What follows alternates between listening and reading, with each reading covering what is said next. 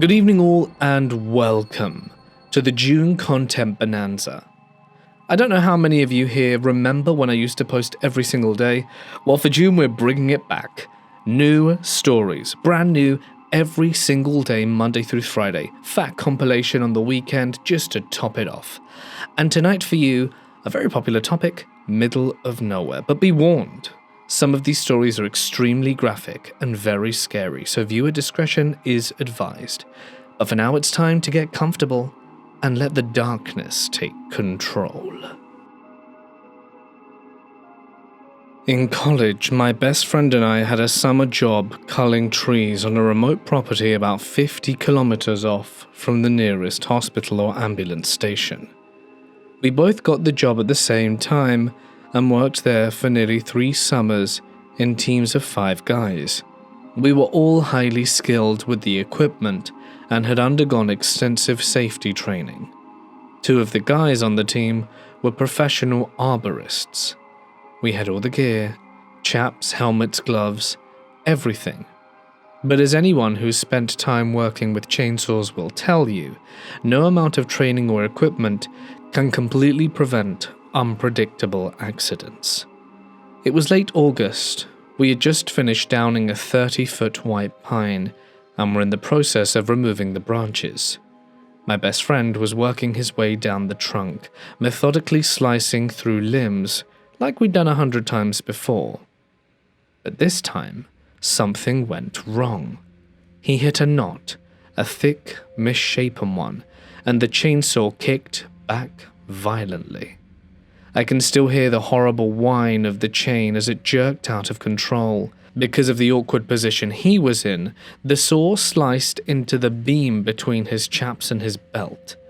Time seemed to freeze for a second. And then came the blood. So much blood. It started flowing immediately, soaking through his clothes and onto the ground. Everyone stopped. All of us frozen for a split second as the horror registered. Then instinct kicked in. 2 of the guys dropped their tools and rushed to stabilize him. I bolted for the car, knowing without a doubt we'd have to drive. There was no way an ambulance would reach us in time. We laid him in the back seat of the car, trying to keep pressure on the wound, his face pale and his breathing shaky. And I knew we had to move fast. I floored it, tearing it down the narrow dirt road as fast as I could without losing control. The guys were doing their best to stop the bleeding, but all I could hear was the panic in their voices. We were losing him.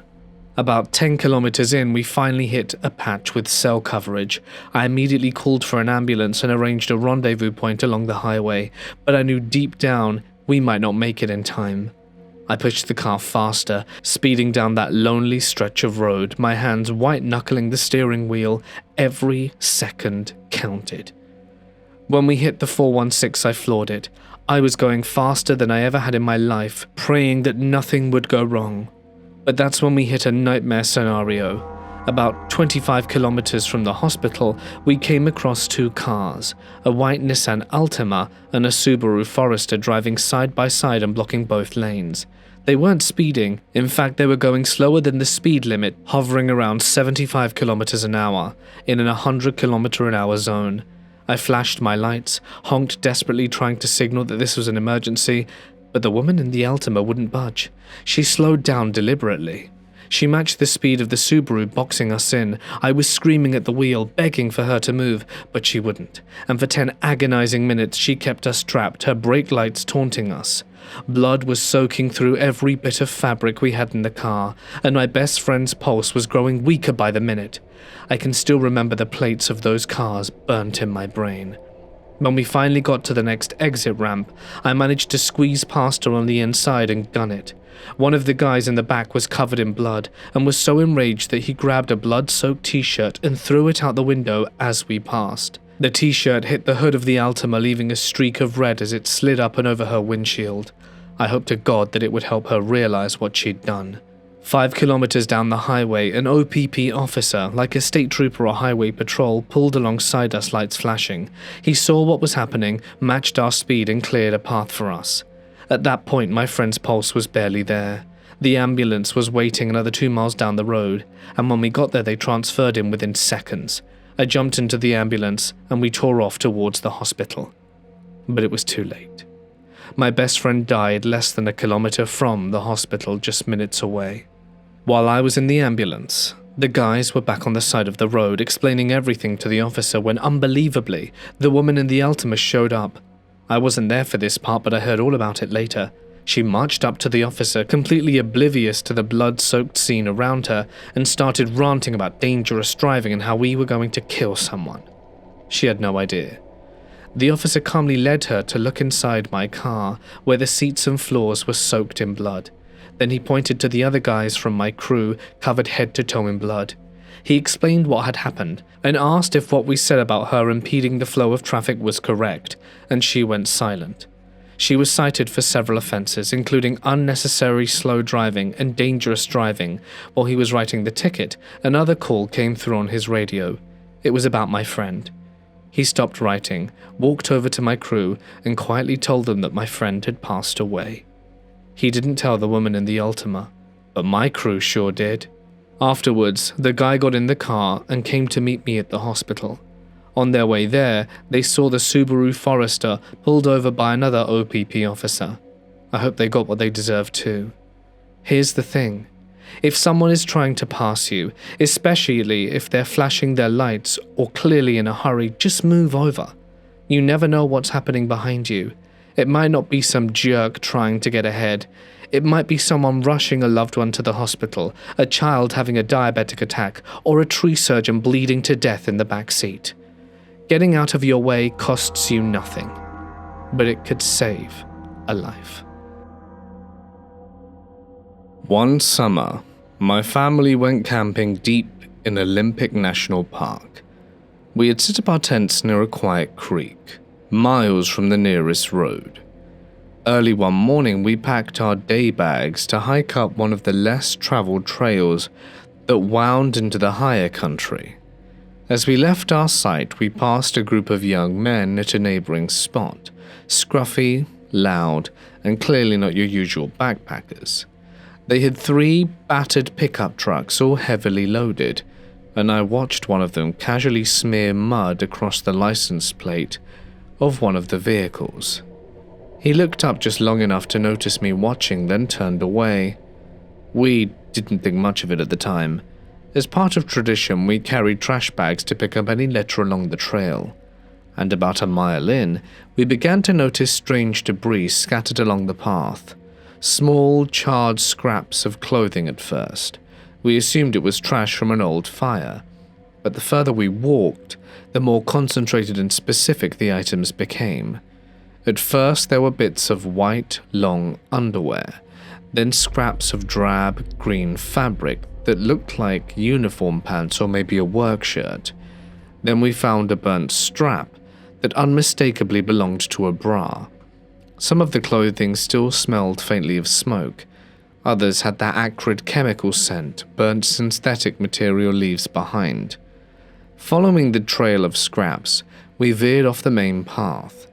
About 100 yards into the woods, we came upon a small, recently abandoned campsite. There were 4 flattened patches in the mossy earth, where the tents had clearly been set up. A crude fire pit sat in the center. The ashes were still warm, sending up the occasional curl of smoke, and inside the fire pit was a scorched, blackened mass.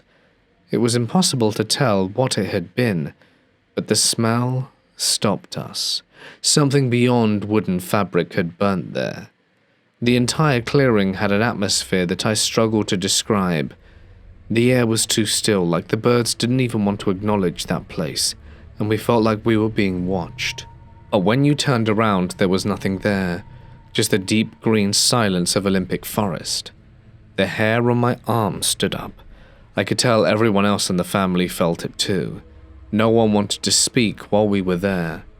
We didn't linger. We continued our hike, unsettled, casting nervous glances back the way we came, all the way up the trail and back down again.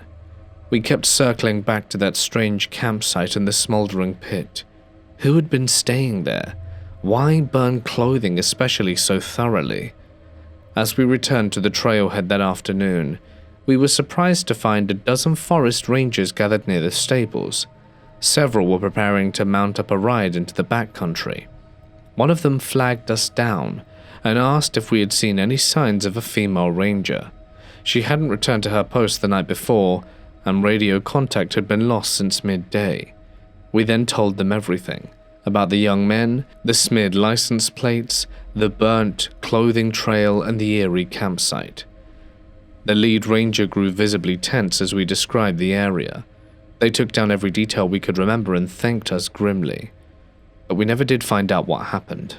No news report, no follow-ups, just a lingering unanswered question that sometimes returns when the woods are quiet and the smoke from our own campsite curls into the dusk. What the hell happened to her? I hope that young woman was okay. A few weeks ago, I flew out to a small mountain town to look for a place to live. I'd been accepted into a graduate program that fall, and the school was nestled deep in the Appalachians. Gorgeous but isolated. My boyfriend came with me to help scout apartments, and before the trip, I combed Craigslist, messaged landlords, and booked 6 or 7 viewings over 2 days. The first was at 2 p.m., in a residential area at the very edge of town. Wooded, quiet, almost too quiet. There were no sidewalks, and the houses were spaced far apart, each one buried behind trees and tall hedges. The landlord had emailed me that morning to confirm and asked that I call him about an hour before arriving. When I called, he didn't pick up. We went anyway, slim pickings in this town, and the pictures of the house looked fine. Quaint, a little weathered, but with a small porch and a yard. Maybe a little too cheap for what it offered, but I wasn't thinking about that at the time. We were standing on the curb trying to figure out whether to ring the doorbell or wait when my phone rang with an unknown number. "You coming?" the voice asked. It was a man. His toe was slow, measured, and weirdly flat. He sounded older, but not to be confused, just cold. "Yeah, we're here now," I said, forcing a cheer into my voice. There was a pause. "We?" "Oh, my boyfriend's with me." Another longer pause. "You never told me that." His voice sounded almost hurt. "You didn't say anything about a boyfriend." I laughed awkwardly. "He's just here for the trip. I'll be living alone." Then in the same unnerving cadence, "Sometimes women don't tell me when they're married, and it surprises me. I don't like surprises." He hung up. I told my boyfriend what he said, and his expression shifted immediately.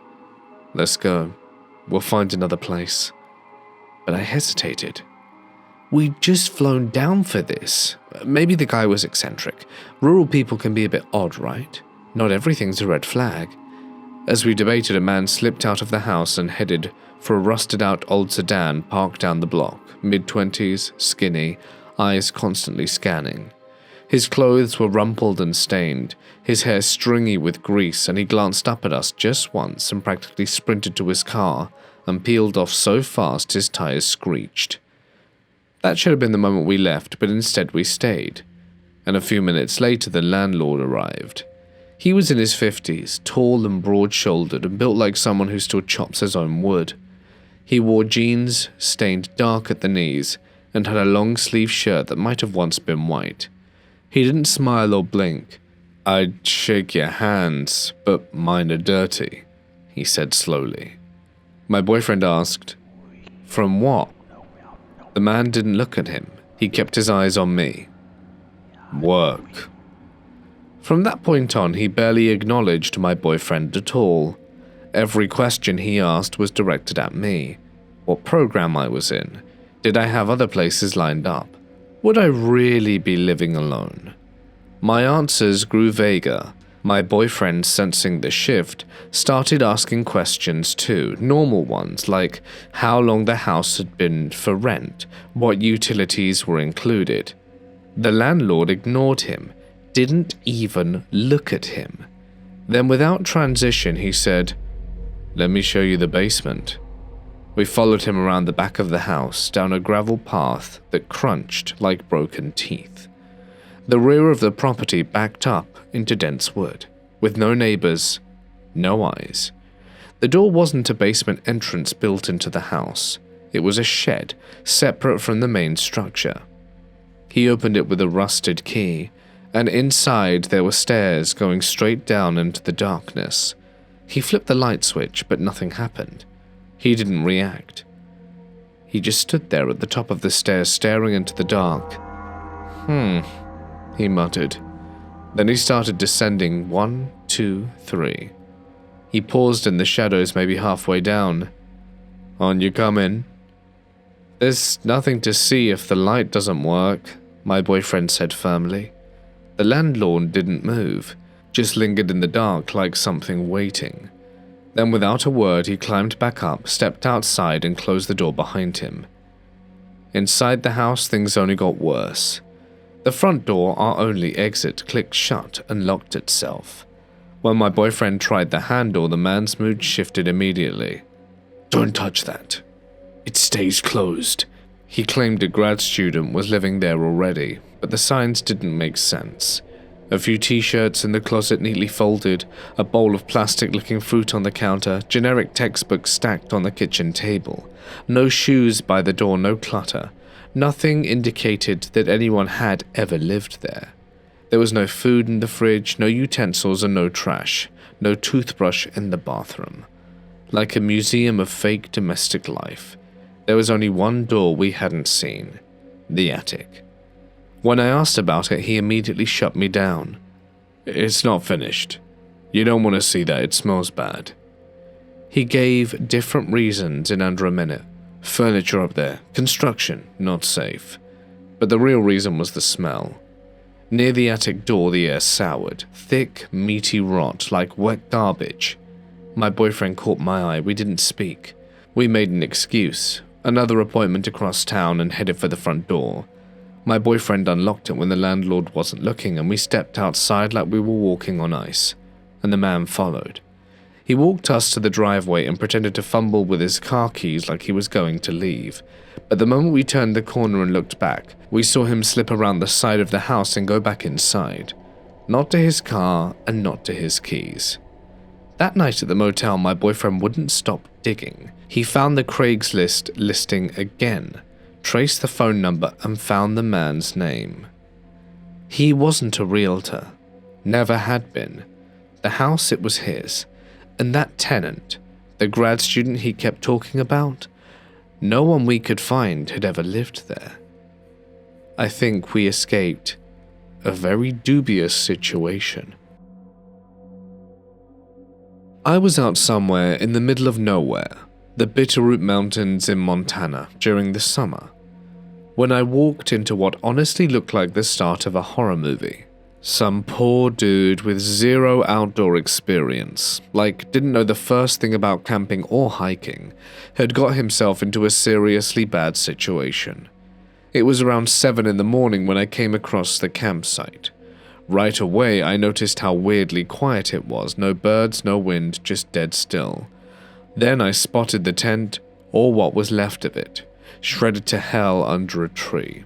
And not far from it, this guy completely covered in blood, curled up and whimpered like a wounded animal.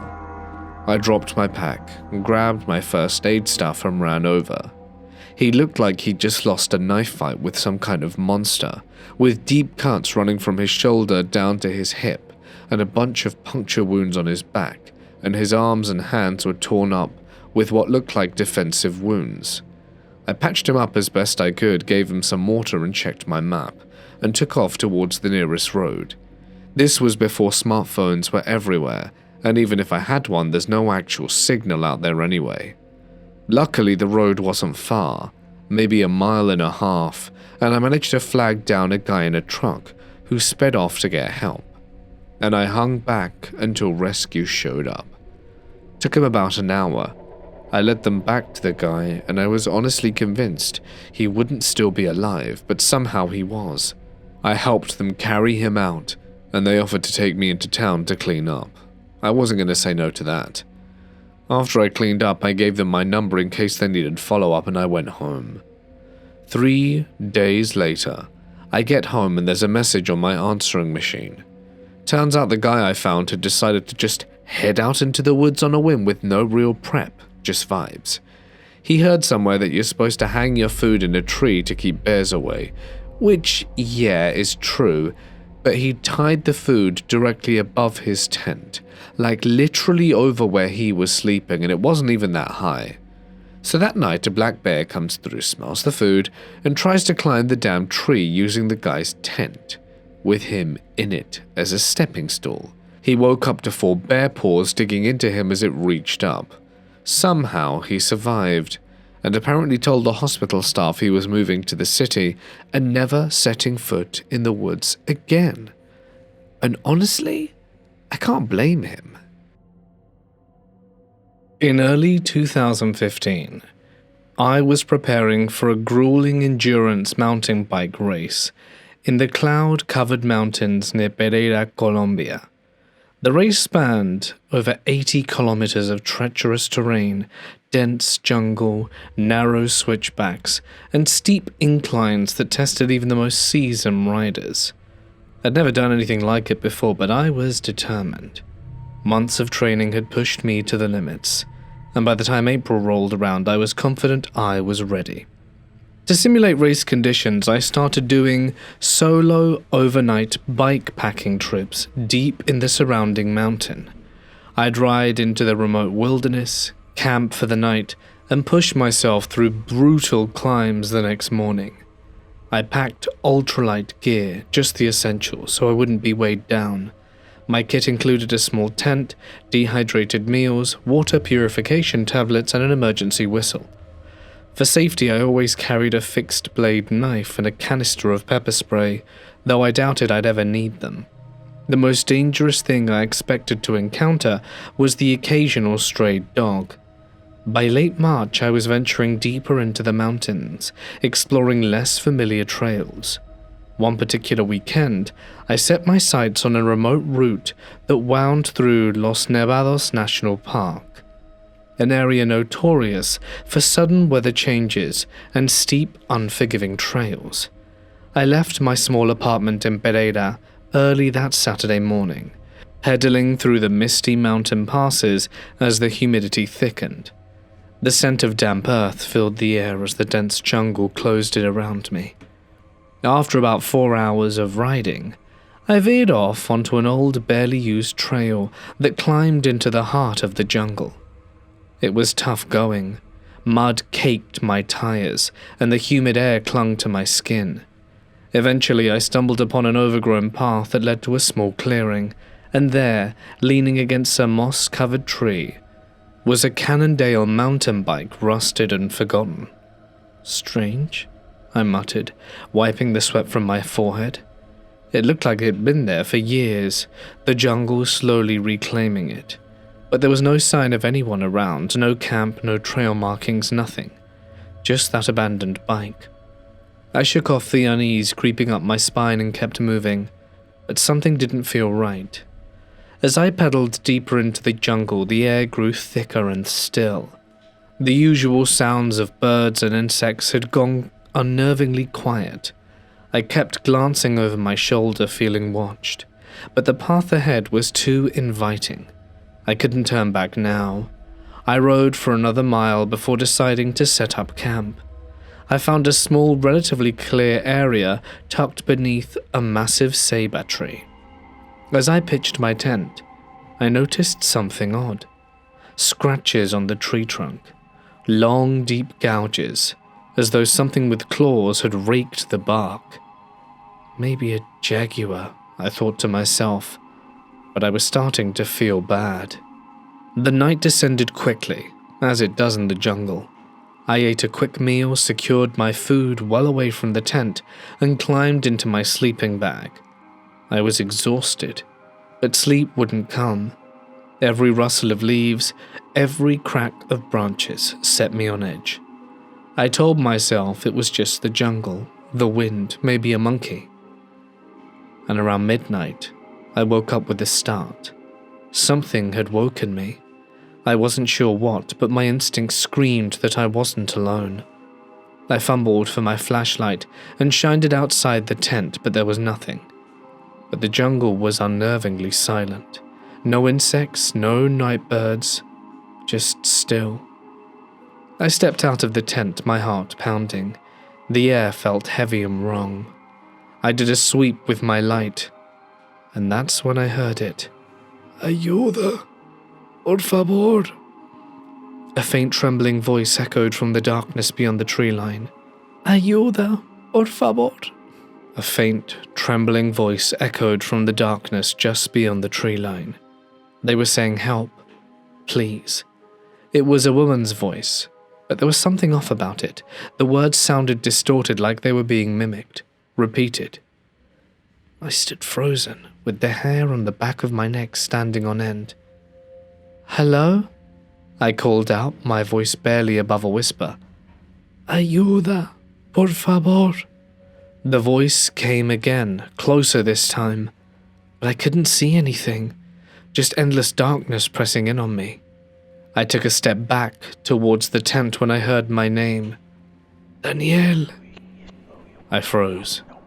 The voice was soft, but it was unmistakably like my mother's voice, only she was thousands of miles away. Daniel, por favor. It echoed from somewhere in the jungle just beyond my sight. My blood turned to ice. It felt like something was watching me, something hungry. My hand instinctively gripped the handle of my knife. Come on, I muttered under my breath, backing into the tent. And that's when I saw a pair of eyes reflecting the faint light of my headlamp low to the ground. Every instinct screamed at me to run. I grabbed my gear and didn't bother packing. I shoved everything into my frame bag, yanked my bike upright, and took off down the trail. My legs burnt as I pedaled harder than I ever had before, but the feeling didn't leave. It was following me. I couldn't see it, but I felt it pacing me, staying just out of sight, but always too close. I heard the occasional snap of a branch or the rustle of a leaf, but it was the low guttural sound like a deep growl that carried on the wind that nearly made me lose control of the bike. I pushed harder, heart pounding in my ears as I flew down the trail. By the time I hit the steep downhill section, I was drenched in sweat, and the fog had rolled in thick behind me. I could barely see 5 feet ahead, but I didn't care. I had to get out. I sped through switchbacks, barely missing roots and rocks, but the feeling wouldn't leave. I knew whatever it was still there. As I rounded the corner, my front tire slipped on a slick patch of mud, and my bike went out from under me, and as I crashed hard, pain shot through my leg. I didn't have time to think about it. I was sure it was right behind me. I hopped on my bike and pedaled with everything I could.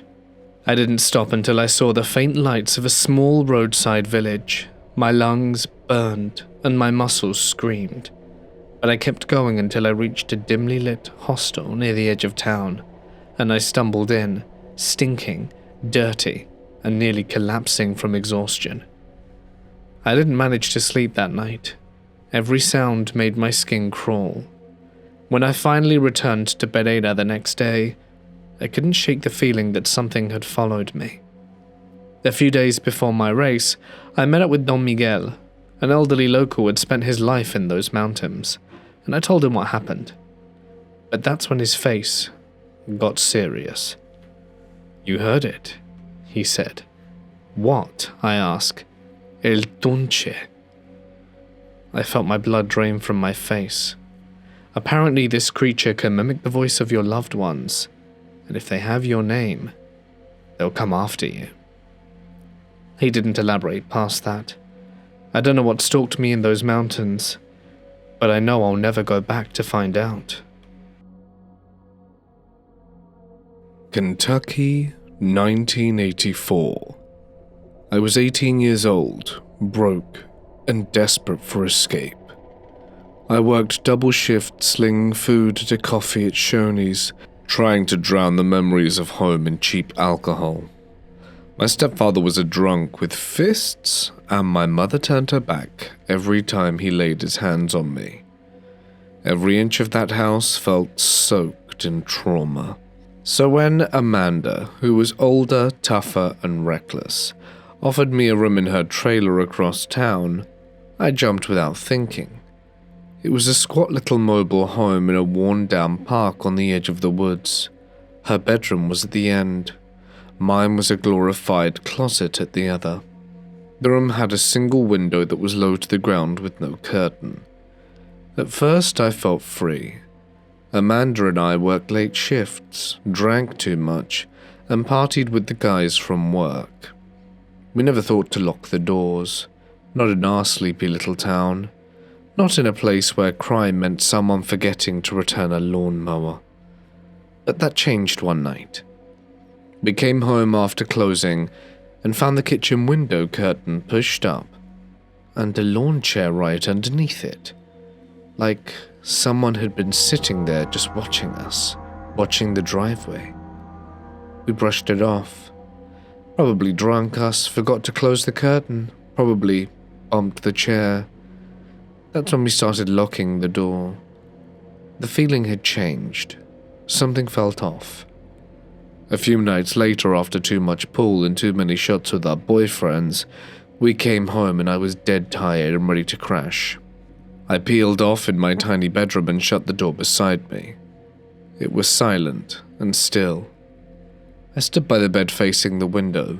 The light was still on, and the glass reflected the room back to me like a mirror. But I had a bad feeling, like I was being watched. I stepped forwards, cupped my hand to the glass and leaned in, trying to pierce the outside darkness, but I couldn't see anything. I just shook it off. Must just be nerves.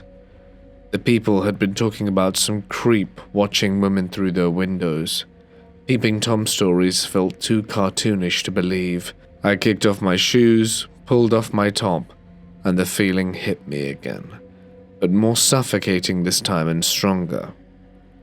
I turned towards the window, heart hammering, and then he was standing there just inches away on the other side of the glass.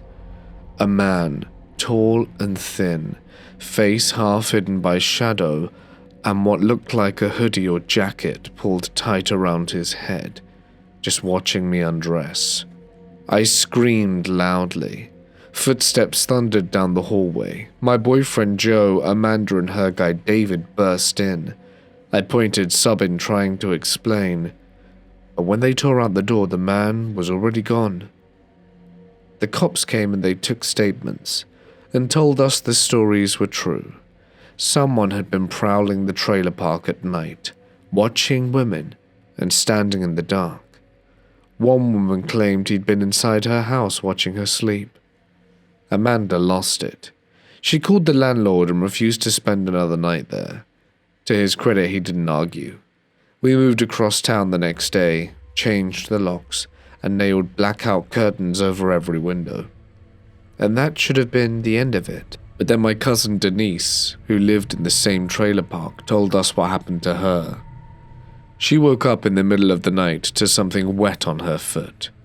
She kicked out, and a man bolted from the end of her bed and vanished through the screen door. He had been sucking her toes while he slept. I remember the police interviewing her and she cried. They looked uncomfortable. No arrests, no answers. No one ever saw his face. But I still think about that moment, his silhouette in my window, and I wonder how long he'd been standing there. I wonder if he'd been inside. I wonder if he followed me when I moved. When you think of dangerous things out in the middle of nowhere, you might assume bear or wolves, or maybe some nonsense ghost story passed down around the fire. But the truth is, the thing that really needs to be feared out in the woods are people.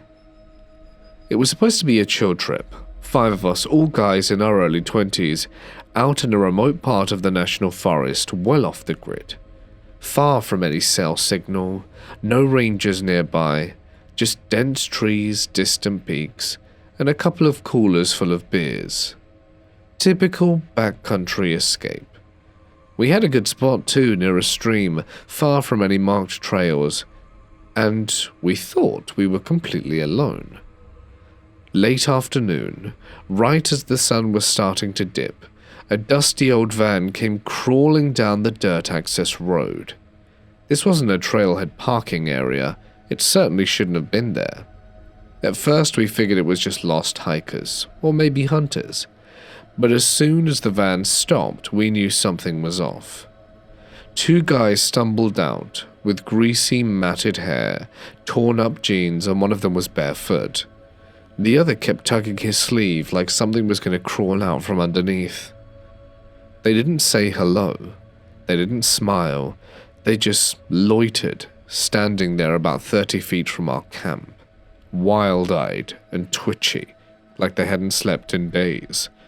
Eventually, they wandered towards the old outhouse near the edge of the tree line, and that's when the real chaos started.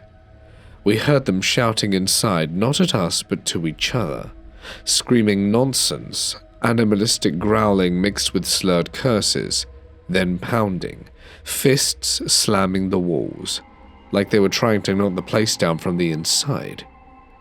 We froze. You expect raccoons or maybe a bear to disrupt your trip, not two meth-tweaked lunatics smashing up the woods toilet. It didn't take us long to realize whatever they were doing wasn't innocent. One of them walked back towards our camp, tried to ask for water, then pivoted mid-sentence and started asking weird questions. "How long you boys staying? You alone out here?" The other guy kept scanning the gear around our fire pit, eyes darting from our tent to the coolers. We didn't answer. We just picked up weapons. Each of us grabbed what we had, a splitting axe, long branches, even a shovel. We didn't say a word. We just let them see. 5 young guys standing tall and silent with sharp steel and heavy wood in our hands. We weren't tourists, and we weren't going to be easy targets. It sort of worked. They hung around muttering, circling the edge of the clearing like feral dogs waiting for someone to flinch. They stayed for hours just beyond the trees, shadows moving at the edge of our firelight. They were doing this deliberately. They wanted us to leave, and every so often a laugh would echo through the trees. We took turns keeping watch. We sat by the fire all night with our weapons in our laps. No one slept. Every sound became a threat, and every flicker in the dark could have been one of those creeps with a knife.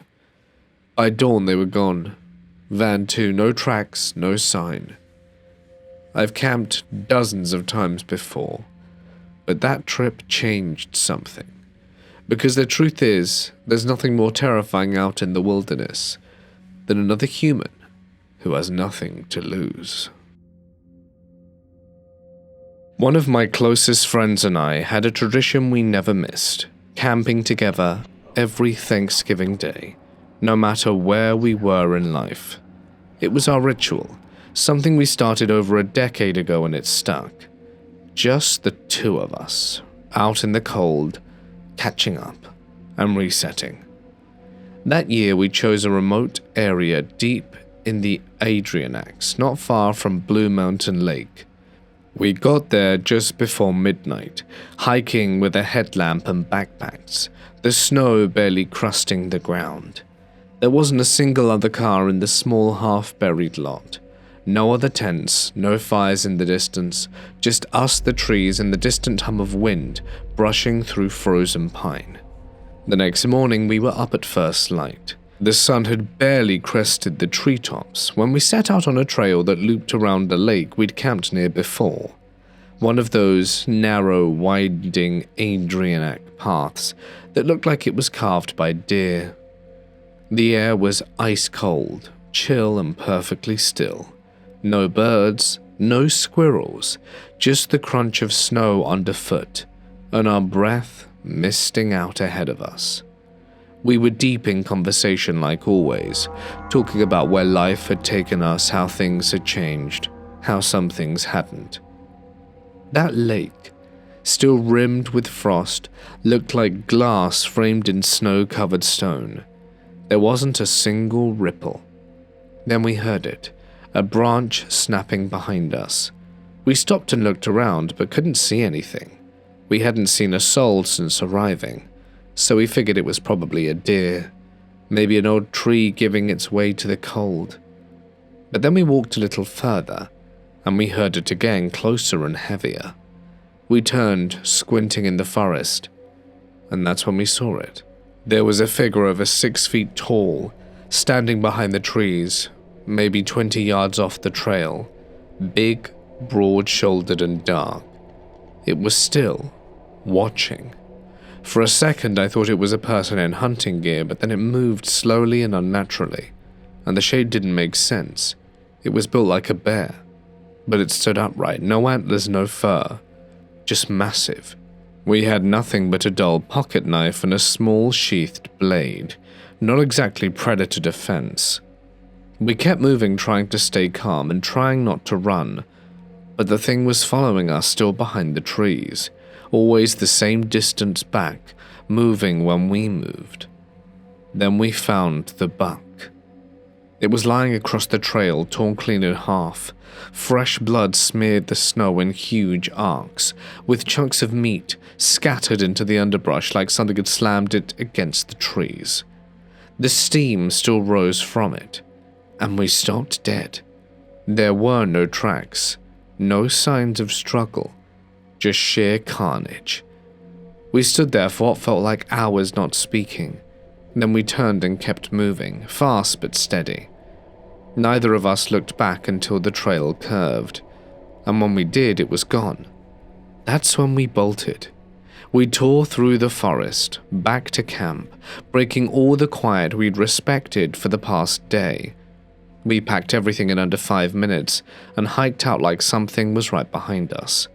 When we found a ranger later that afternoon, he didn't laugh, just got quiet and said there'd been unverified reports of large predators, cougars, maybe even something bigger, being spotted in the deeper parts. But there'd been nothing confirmed, no photos or prints. We never figured out what we saw that morning. I spent years in the woods and I've never felt anything like that presence, not before and not since. But I haven't been back to that part of the mountain, and I'm not sure I ever will. In the mid-80s, my mum worked as a residential cleaner in Australia. Most of her jobs were in quiet suburban neighbourhoods, but she also took occasional work in the rural wine regions nearby. It was solitary work, but she liked it that way. She'd leave her business card in local shops and build a solid client base through referrals and word of mouth. People trusted her. One day she got a phone call from an older woman. She sounded polite, but a bit strange. The woman needed her for her old farmhouse. She was vague on details, but made several specific demands: that the windows must be polished inside and out, the rooms cleaned in a particular order, and no personal items touched under any circumstances. My mum, who normally insisted on meeting new clients in person first, offered to set up a time, but the woman refused. "No need," she said. "I'll leave the keys under the mat, just let yourself in." Mum was going to decline. Something about the call felt off. But that's when the woman offered nearly triple her standard rate. The money was hard to turn down. That Monday morning, Mum drove out to the house. The property was vast and endless fields on every side, with a single gravel driveway that stretched far into the distance. It was quiet. Too quiet. The house itself was large, and there were no other cars nor signs of life. Inside it was dim and cold. Mum noticed that most of the furniture was covered with dusty white sheets. She assumed the house hadn't been lived in for years. Still, she got to work, kitchen first, then the lounge. About an hour in, she was scrubbing the kitchen sink when she heard it. A soft, unmistakable click. The sound of the back door closing. Not slamming, just shutting quietly. She froze. The woman had insisted no one would be home, and there was no other car. Mum stood there in silence for what felt like an eternity, her heart thudding in her chest. Movement, footsteps, creaking floorboards, but the house was still. She considered running, but she only had 2 rooms left, the bedrooms. She told herself maybe it wasn't the door at all. Maybe something fell. Maybe it was the wind. She walks down the hallway, the floorboards groaning beneath her. The first bedroom was completely empty, nothing but dust filtering through yellowed curtains. Then she opened the second bedroom. The bed was the first thing she saw, which was covered in black and white photographs laid out in careful, deliberate rows. And that's when her stomach dropped. They were all of her. Photos taken from a distance, through windows, over fences, dozens of different houses she had cleaned over the past year. Some showed her vacuuming, others wiping counters, entering doorways, stepping out of her car. One was her holding a bucket looking directly at the camera through a window, eyes mid-blink, completely unaware. She felt like the air had been punched out of her. Hands trembling, she picked up the phone in the hallway, one of those old rotary ones, and dialed the police. Then she bolted outside, drove to the end of the long gravel driveway and waited. The dispatcher told her to stay on the line, but she refused to go back. When the police arrived, they searched the house, but found no one. There were no signs of forced entry. The woman who had hired my mum was contacted and insisted the house had been locked up for months. She claimed someone must have broken in, and that it had nothing to do with her. But nothing was stolen, nor vandalized. Just those photos. The police investigated the woman, but she kept insisting she was innocent. She never returned calls. Eventually, the investigation dried up. No arrests were made, and 4 months later we moved to a different town. And Mum never accepted another rural job again. To this day, she's convinced the woman knew exactly what she was doing, setting up a trap or sending a message. We'll never know what the real plan was, or what might have happened if Mum had gone into the bedroom just a little earlier. The creepiest part? Some of those pictures had been taken months before the woman ever called. We went camping for the weekend. We went out on a Thursday, drove into the Tall Pine Back County in northern Montana, about 18 miles from the nearest town. We had enough supplies for 6 days. It was me, my partner Elise, her brother Carson, and his 3 boys aged 6, 7, and 9. We also brought our 2 dogs, Max and Dottie. The first day was great. We hiked, fished, and made s'mores at night. The dogs ran around off-leash and loved it. Nothing unusual happened. Second day, same thing. Weather was good. We played cornhole, board games with the kids, and hiked up a nearby ridge to get above the trees. We didn't see or hear anyone else out there, just forest in every direction. But around 6 p.m. something changed. The dogs started acting differently. They were pacing the edges of camp, growling quietly, staring into the woods like they were on alert. This wasn't something they normally did. We figured perhaps they'd smelled a bear or a mountain lion. We had firearms and kept the kids close, so we weren't too worried. That night after the kids were asleep, the 3 of us stayed up around the fire. I couldn't shake the feeling that we were being watched. Not paranoia, just a weird gut feeling. I've been camping for years and dealt with bears and moose and everything you can think about. But this didn't feel like any of that. It was just off. When I went to bed, I couldn't sleep more than half hour at a time. I kept hearing what sounded like sticks breaking out in the wood. Not loud, but just enough to keep me on edge. The next morning, nothing in the camp looked out of place, but Carson thought something had happened to our water. We had 6 5-gallon jugs, 1 in his SUV, and the other 2 left outside were now completely empty. No puddles, no leaks.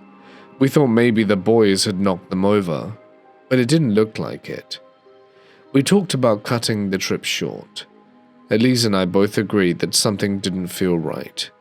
The boys were disappointed, but the dogs were still acting odd, sniffing like crazy, staying close and pacing non-stop. It was like they knew something was out there. After lunch, we started breaking down camp. With 3 kids, it took a while, and by the time we got everything packed up and loaded out, it was close to dinner time. We heated up some food and got ready to head out. The boys asked to do one last snipe hunt before we left. We said okay. Still had an hour of daylight. Carson led the way through the woods in a big circle. Elise stayed in the middle with kids, and I took the rear. I tossed a few rocks and sticks when they weren't looking. Classic snipe hunt stuff, to look for them and keep the game fun. Right before we got back to camp, a big rock, about the size of 2 fists, came flying out of the trees. It barely missed the boys. The other adults turned around and looked at me, and I said that wasn't me. Then another rock came and hit me hard in the back. We didn't ask. Carson and Elise each grabbed a kid. I grabbed the third, and we ran. As we got closer to the vehicles, we could hear something moving in the trees behind us. Large, branches breaking and bushes shaking. We didn't stop to look. We threw the kids in and drove away. About a quarter of a mile down the road, things got worse. The road was covered in animal carcasses and bones, head missing, limbs torn. Some were fresh, some just bones.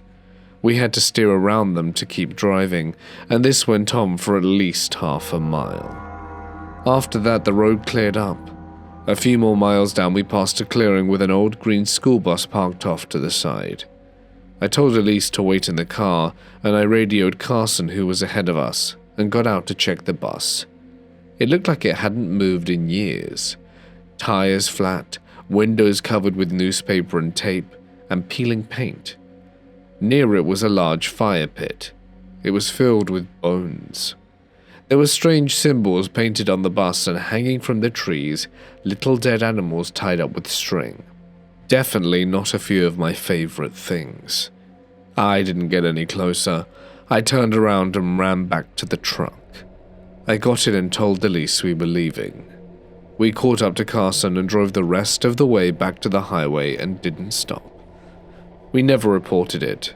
I don't know what we saw. Could have been poachers, some kind of cult, or maybe something else.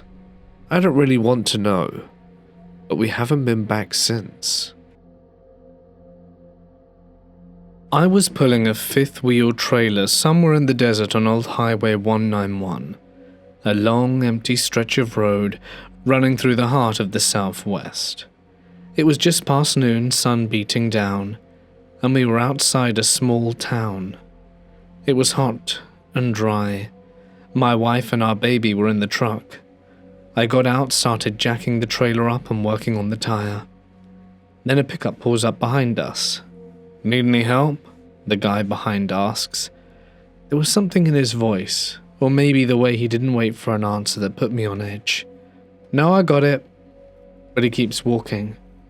That's when the training kicked in. I carry legally, and I keep it holstered unless there's a reason, and this felt like one. I drew my sidearm low and ready, took a step to block his approach and repeated myself, "I don't need any help." He stopped, watched me for a second, and then turned around without a word and got back in his truck like nothing happened. I let out a breath, and then 2 flashing lights. 2 Navajo police units rolled up behind me. One of the officers got out and asked if I'd seen a man in a truck matching a description. Said they were chasing down a suspect who had just robbed a nearby bank. I just pointed down the road, that way, and they sped off without another word. I stood there for a long while, not moving. When I finally got back to fixing that tire, my hands were shaking. It took me over an hour, but I got it done. This is from someone who worked 6 years in a hazardous materials and engineering with the Army. I've dealt with chemical threats, biological scares, radiation, the whole CBRNE alphabet soup. But nothing rattled me like that day on Old Highway 191. This happened a few years back, in the thick pine forests of northern Washington. My buddy and I were hiking in a remote spot for an overnight camp. Real isolated. No service, no trail cams, no people. Just deep woods. In the middle of nowhere. We were supposed to make it to the site before dark, but we got delayed. By the time we were halfway there, the sun had already dipped behind the mountains. And not long after that, it was pitch black. The kind of darkness where your flashlight beam looks like it's fighting the night instead of cutting through it. But we kept going. Every little sound around us started to feel too loud. You know what I mean? Like every twig snap had intention behind it, like something was letting us know that it was out there with us. We were perhaps a mile from camp when my friend suddenly stopped. He said he saw the trail marker up ahead. I looked where he was pointing, and yeah, I saw it too. Two bright reflections, like little glass beads catching the light. But something felt off, the spacing too wide, and too high up the ground. I stepped forward a bit and realized it was no marker. Those were eyes. Two glowing eyes, far apart, staring directly at us. Not blinking, not moving, just watching. Then, without warning, they did this strange bobbing motion, like the little head tilted or maybe it crouched, and then gone, slipped back into the black without a single sound. We both pulled out the knives we kept in our packs. Not that it would have helped much, but it was something. We just walked fast, made it to the site in silence, and both of us were constantly turning to check behind us. When we got there, we lit a fire right away, a big one, way bigger than necessary. But it wasn't about heat, it was about light, about drawing a line between us and whatever was out there. The weirdest part? We still hadn't talked about it. Not until hours later, when we were too tired to pretend everything was fine. We just sat there going over it again and again, trying to make sense of it, trying to convince ourselves it was a deer or an elk or anything. But deep down, we knew it wasn't. The way it moved, the way it watched us, that wasn't prey behavior. That was predator. We barely slept, maybe half an hour just after dawn. The moment the birds started chirping, we packed up and got out. We didn't even eat, we just left. But here's the part that still chills me to this day. I think it had been following us for a while, just stalking us and waiting. And the second it let us see it was no accident. It was a message. It knew exactly what it was doing. We were 19, newly married, newly naive, and suffocating in a studio apartment we could no longer afford. The world felt big, ripe for adventure, and we wanted to escape the fluorescent choke of suburbia and find freedom in dirt roads and open skies. And when we saw the ad, it felt like fate. Looking for help on my horse ranch in the high country. Room, board, and mentorship provided. Learn trades. Live free. The picture showed a picturesque log cabin nestled in a mountain valley. Split rail fences, thick pine woods, galloping horses. A utopia for two broke kids chasing a romantic fantasy. The man behind the ad, Eldon, seemed warm and wise over email. He spoke of we, of others who'd passed through, of a ranch filled with life and learning. His message dripped with mentorship and promise. But when we arrived, there was no we. There was only him. He was a guy in his 60s, strong, composed, and eerily present. His handshake lingered just a second too long, and his first words were, "I don't judge anyone for their past. Everyone deserves a second chance. You believe that, right?" He smiled as he said it, but there was something hollow behind his eyes, a lurking kind of hunger. He drove us to the ranch himself, deep in the forgotten reaches of the Smoky Pines, with no neighbors, no cell signal, and no sound but wind and insects. The log cabin loomed like a monument to isolation. His world. His rules. At first, he played the gracious host, told us to grab anything we wanted from the store, filled the fridge with things he said we might like, but his hospitality came with a strange stiffness. He gave us the upstairs bedroom. Just across the hall was the only bathroom, with a door that locked only for his room. That was when the first dread began to unfurl. His bedroom was a shrine to control, neat, clean, obsessively so. On a desk near the bed sat a vintage camcorder with dozens of unmarked tapes stacked like trophies. We never asked what was on them. He spoke often of his fondness for the Japanese and how graceful they were, and how they had a natural obedience. The way he said it made my skin crawl. The way he talked about it, it was almost like they were broken things he planned to fix. And all the people who had stayed before, according to him, they always left suddenly. We thought it was just awkwardness at first, social ineptitude, but things escalated. One morning, Eldon demanded we get into the truck and told us we were heading into the city, with no explanation. Hours later, he told us to start approaching a young woman, thin and alone, and invite them back to the ranch. He said we needed more helping hands. We refused. He scowled, his smile thinning. "You kids don't understand hospitality." From then on, the mask slipped further. His mood swung violently. One moment chipper, the next icy and volatile. He'd lash out verbally, mutter under his breath, and we caught him watching us at night through the cracks in the door when we got up to use the bathroom. Once I heard him breathing just outside it, soft and deliberate. He spoke in detail about how we could stay forever, how we could raise a family there, how the land had everything we'd ever need. "Imagine Christmas here, snow on the ground, little ones by the fire. You belong here." The word belong didn't feel like an invitation, more like a trap.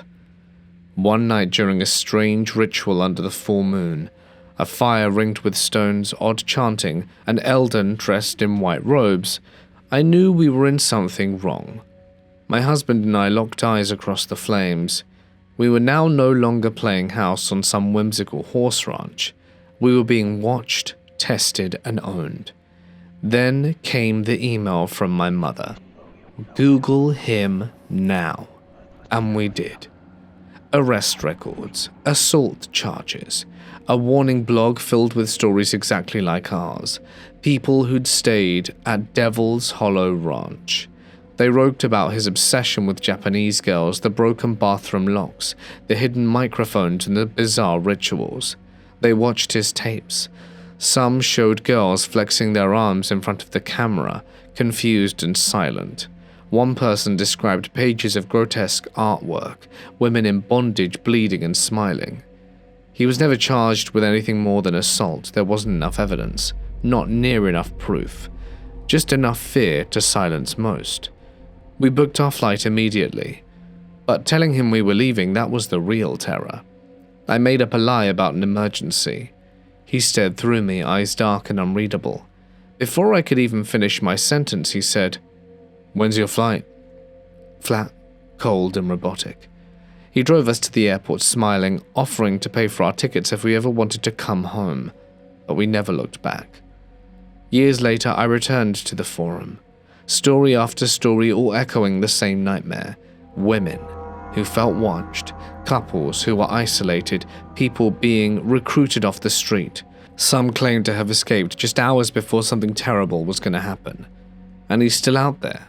Still recruiting, still operating under a new name, new ads, always smiling, always promising paradise. But the ranch is no home, it's a snare. And the man who built it doesn't want workers, he wants property. My grandfather shared this story with me. It happened back when he was a teenager, on a camping trip with his grandparents, deep in the Tongass National Forest in Alaska. They'd chosen a secluded spot near a quiet glacial lake, surrounded by towering spruce and cedar. From the moment they arrived, my grandpa couldn't shake the feeling that something was off. He kept saying he felt watched, like something just beyond the trees was observing them silently. Even my grandma, who wasn't the superstitious type, said that the woods felt off. They spent the day camping, fishing, and exploring nearby trails. But that uneasy feeling never left. As night fell and the temperature dropped, they built a large fire to keep warm and cooked a simple dinner. Eventually they settled into their tents, hoping for a good night's sleep. Around midnight the noises began. At first it was distant, branches snapping, something pacing just out of sight. But then came a sound none of them could explain. It's like a wolf's howl, only much deeper, distorted, as if whatever made it was far larger than a wolf, and maybe not quite an animal. The sound echoed across the lake and through the trees, chilling them to the bone.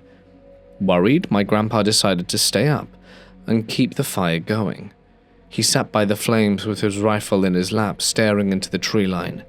He didn't want to admit it out loud, but he was afraid. He'd hunted all his life and camped in harsher, more remote areas, but he said this was different. This fear didn't come from logic or survival instinct. It felt primal. And at around 2:30 in the morning, something changed. The night fell dead silent, no insects, no sounds from the lake, no breeze, just the low crackling of the fire. Grandpa said the air felt charged, like right before a lightning strike. He unzipped the tent flap just to peek outside, and that's when he saw it. A huge, pitch-black figure, slowly walking around their fire in a wide arc. It moved smoothly, almost gliding. It was humanoid in shape, but way too tall, at least 8 feet and unnaturally thin. Its arms hung low, nearly to its knees. The strangest part was its face, or lack of one. There were no features, just a smooth, shadowy surface, except for 2 enormous amber eyes that seemed to glow from within, unblinking, and staring directly into the tent, as if he knew he was watching. Then came the smell. Grandpa said it hit him all at once, a stench so foul and overwhelming it made him gag. It was like rotting meat, mixed with sulfur and stagnant water. He said it smelt like death itself, and not recent death either. Something old and forgotten. He ducked back inside his tent, heart pounding, but before he could zip it closed, he caught one last glimpse through the flap. The figure was retreating into the trees, and it wasn't alone. 3 more just like it were standing further back in the woods, completely still, like they had been waiting. He loaded his rifle and sat there in silence for the rest of the night, locked on the entrance, ears straining for any sound, but nothing else happened.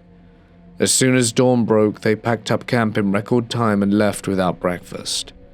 To this day, my grandpa says that was the most terrifying experience of his life, and he's a Vietnam vet. This story still gives me nightmares, and I believe every word of it. When I was in college, I lived directly on campus in one of the dorm buildings, and the campus of my small college was not located in the local city, but a bit outside from it, and surrounded by a lot of agricultural landscape with endless fields and dirt roads. Rarely some small woods. I really liked it there, because you could go for chill walks and run through the field without much disturbance from city life and other people except for some hunters and farmers. So fast forward to one time when me and 2 friends went for a walk through the field via the dirty paths at 11 p.m. on a warm late summer day. We chatted and laughed about silly stuff while making our way further and further away from campus. The only stuff you saw were the red lights of wind turbines in small towns in the distance, and here and there a bat flying over our heads. We had no lights on us, and only one had his mobile phone with him. When we were about 5 kilometers away from campus, we checked on maps, we got to a crossing and wondered where to go, to make it a loop back to campus without going the same way we came from. We decided for the path which went to the right, and then things got weird. Bear in mind we were all tall guys in our early 20s. The first thing I noticed was a shadowy thing moving in the distance down the path we started to take. It was barely noticeable, but definitely something was moving there. The others noticed it too, and we joked about some horror movie stuff but shrugged it off as a deer that was crossing the path. We continued further into the path and forgot about the shadow until we saw a high seat perch. They're everywhere for hunters near the path. We decided to climb it to take the rest and enjoy the dark landscape. In the distance, you could see the silhouette of some of the small wooded areas. As I was gazing around, my eyes caught some lights moving through the wooded area. I wiped my eyes when I looked again and saw that it was a person with some kind of headlamp running through the woods. Like, not jogging, like full force sprint in a parallel direction to our spot. We checked later on Google Maps, and there was no path through that wooded area. I told the others, and together we followed the lights all the way to the right side of the woods, when one of my friends decided it would be funny to scream in the direction of the person. He screamed something like, "Hello!" and the light of the headlamp turned around directly in our direction. After a few seconds, it turned off completely, and we couldn't see the person anymore. And then the eerie feeling kicked in for all of us. I don't know why, but the idea of a random person in the middle of nowhere that kind of knows where we are but can't see anymore scared the hell out of us. We climbed off the hunting perch and booked it off the way we came from at a pretty fast walking pace. While on the way back, we kept looking back behind us, if something was following us, and I swear we saw some shadow moving again down the path behind us, but it was probably just a hallucination. We climbed off the hunting perch and booked it off the way we came from at a pretty fast pace. While on the way back, we kept looking back behind us if something was following us, and I swear we saw some shadows move again down the path behind us, but it was probably just a hallucination, because we had this eerie feeling now. Back to campus, we went to one of the guys' dorms, downed a beer, and talked about what happened. We couldn't find a good explanation why a person would act like that in the woods. Hunters don't usually sprint full force here, especially not alone. Only if there's a big group that hunt. But it would have been loud with many dogs. And a trail runner at 11 PM in a random wooded area with no trails also seemed off. Anyway, we never found out who it was, and kept away from that part of the path in all upcoming walks in future. Hey guys, it's Mort here, and thank you so much for listening. I hope you've enjoyed tonight's Stories in the Middle of Nowhere. Don't forget to join me tomorrow for day 2 of the June Content Bonanza. I'm going to be hitting you up for some ghost stories, so be sure to tune in. I'd like to extend a huge thank you to my members and patrons whose names can be seen on screen. And if you would like some cool exclusive perks for a tiny amount of money every month that goes to me, it would mean a lot. You can follow the links in the description to find out more. But until tomorrow, stay awesome and good night.